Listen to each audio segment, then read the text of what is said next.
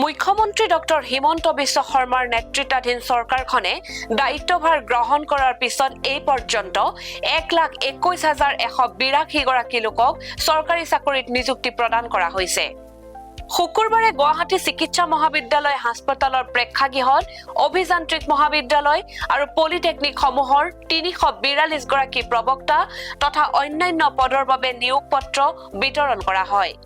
এই ব্যৱস্থাই প্ৰযুক্তিগত প্ৰতিষ্ঠানসমূহত শিক্ষাৰ গুণগত মান উন্নত হ'ব বুলি মুখ্যমন্ত্ৰীগৰাকীয়ে মন্তব্য কৰে।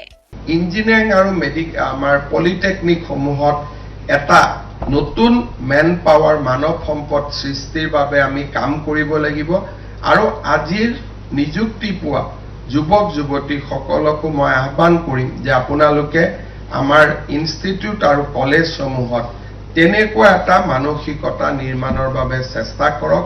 সেই আমাৰ কাৰণে সমাজৰ কাৰণে ই খুবেই প্ৰয়োজনীয় আৰু মই ভাবো যে আমাৰ নিজৰ ৰিকুৱাৰমেণ্টবিলাক পূৰ্ণ হৈ গ'লো। আজি আমি চাকৰি পালো, বহুতৰ হয়তো ইমানেই কথা আছিল যে পলিটেকনিকত সোমাম, ইঞ্জিনিয়াৰিঙত সোমাম, লেকচাৰাৰ হ'ম, কিন্তু মই ভাবো যে নিজৰ আকাংক্ষা পূৰ্ণ হোৱাৰ পিছত আমি আন সকলৰ বাবে নিজক ডেডিকেট কৰিব লাগে, সমৰ্পণ কৰিব লাগে আৰু তেতিয়াহে আমাৰ ছ'চাইটিখন আগুৱাই যাব পাৰিব, সমাজখন আগুৱাই যাব পাৰিব।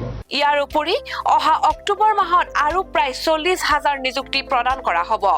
ইয়াৰ ফলত চৰকাৰখনৰ কাৰ্যকালত প্ৰদান কৰা চৰকাৰী চাকৰিৰ সংখ্যা প্ৰায় 1,60,000তকৈও অধিক হ'ব। চৰকাৰী চাকৰিৰ নিযুক্তি সম্পৰ্কত মুখ্যমন্ত্ৰী ডক্টৰ হিমন্ত বিশ্ব শৰ্মাই সাংবাদিকৰ আগত এইদৰে মন্তব্য কৰে। আজি আমি পলিটেকনিক আৰু ইঞ্জিনিয়াৰিং কলেজসমূহৰ বাবে 342 জন প্ৰবক্তা, লাইব্ৰেৰিয়ান আদিৰ আমি নিযুক্তি কৰিলোঁ।